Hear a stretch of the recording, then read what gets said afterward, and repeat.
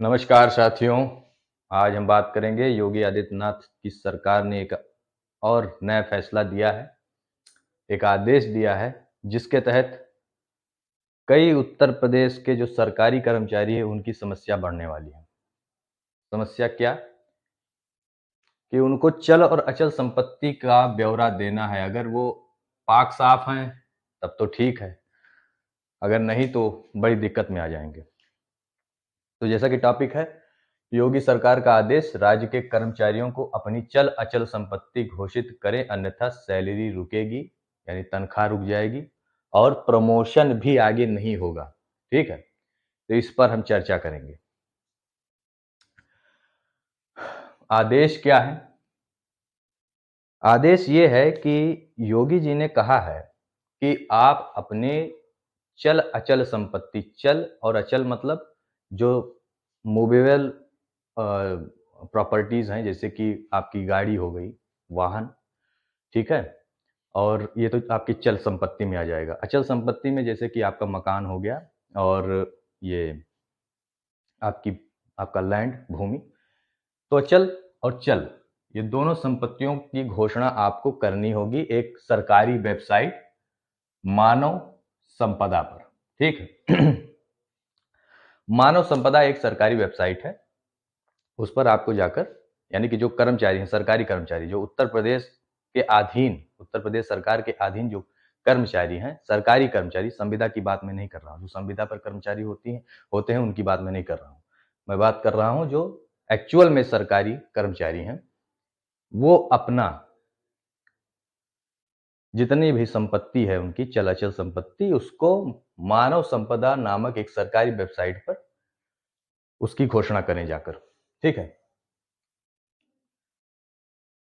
ये तो आदेश हो गया। आदेश न पालन करने पर क्या कार्रवाई होगी, इसके बारे में जान लीजिए।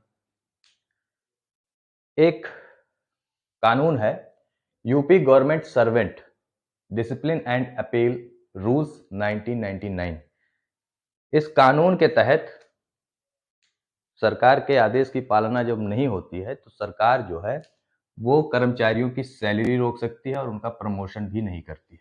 ठीक, तो इसके तहत उनके ऊपर कार्रवाई हो जाएगी जो मानव संपदा पर अपने संपत्ति की घोषणा नहीं करता है। ठीक,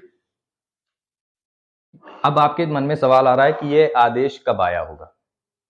तो आदेश तो ये आज तो अगस्त माह चल रहा है 2024 का। ठीक है, ये पिछले वर्ष 2023 में अगस्त मास में ये आया था, यानी कि लगभग 1 साल हो गया। और योगी सरकार के सरकारी कर्मचारियों की ढिलाई देखिए कि उन्होंने अभी तक अपने संपत्ति की घोषणा ही नहीं की। लगभग लोगों ने नहीं की है।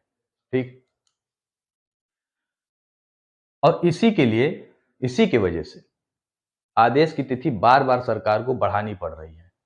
जब ये अगस्त माह के 2023 में जब ये आदेश आया था तो डेडलाइन 31 दिसंबर दी गई थी, लोगों ने पालना नहीं की। फिर 31 जुलाई 2024 को तिथि रखी गई।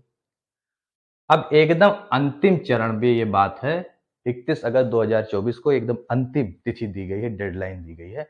अगर अब नहीं करेंगे, इस समय तक नहीं करेंगे, तो उनके ऊपर निश्चित ही डायरेक्ट एक्शन हो जाएगा। ठीक है, सीधी कार्रवाई हो जाएगी और कार्रवाई इस कानून के तहत होगी। 31 अगस्त 2024 इसकी डेडलाइन है। अब प्रश्न है कि क्या सभी डिपार्टमेंट में ये आदेश भेजे जा चुके हैं? तो उत्तर प्रदेश के प्रिंसिपल सेक्रेटरी ने ये सारे आदेश सभी डिपार्टमेंट में भेज दिए हैं। ठीक, अब आपके मन में सवाल ये आ रहा होगा कि इतना बड़ा राज्य है, इस राज्य को संभालने के लिए जो कर्मचारी है, जो ब्यूरोक्रेसी है, जो भी कुछ है, जो भी कर्मचारी है सरकारी, वो कितने होंगे? तो उनकी संख्या जो है 17,88,429 है। ठीक है, इतनी संख्या में सरकारी कर्मचारी हैं जो उत्तर प्रदेश सरकार के अधीन काम करते हैं। इतनी बड़ी जनसंख्या इसकी कर्मचारियों की, उनमें से क्या किसी ने भी घोषणा नहीं की अपनी संपत्ति की, चल अचल संपत्ति की? ऐसा नहीं है। 26% लोगों ने अपनी संपत्ति की घोषणा कर दी है मानव संपदा वेबसाइट पर।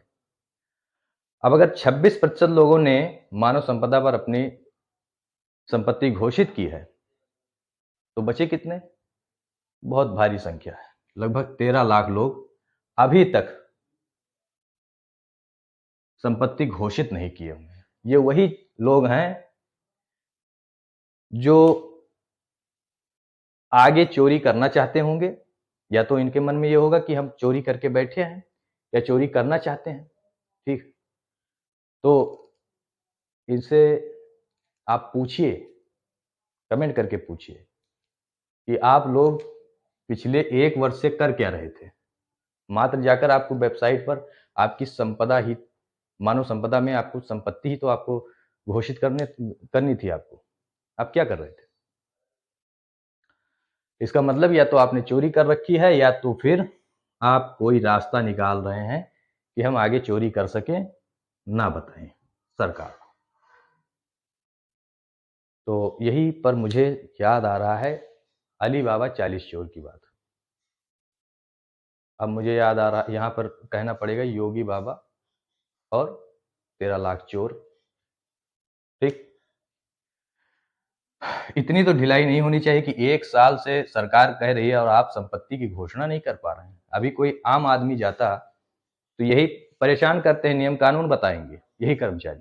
ठीक है, और अपने की जब बारी आई तो देख रहे हैं किस तरीके से चाल चल रहे हैं।